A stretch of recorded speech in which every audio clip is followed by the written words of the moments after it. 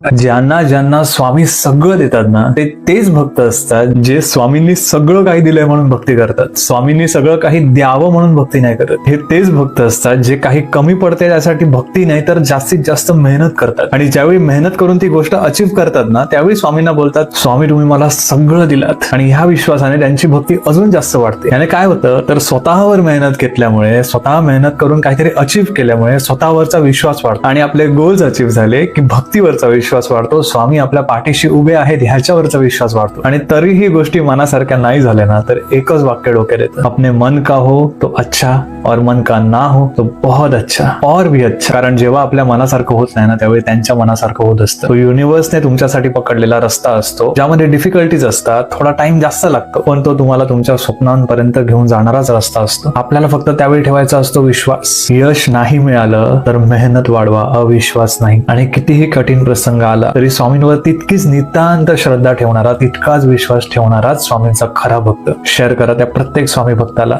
आणि त्याला सांगा की स्वामी तुला तुझ्या यशाच्या शिखरावर पोहोचवूनच राहतील, तू फक्त विश्वास ठेव. श्री स्वामी समर्थ. हर हर महादेव.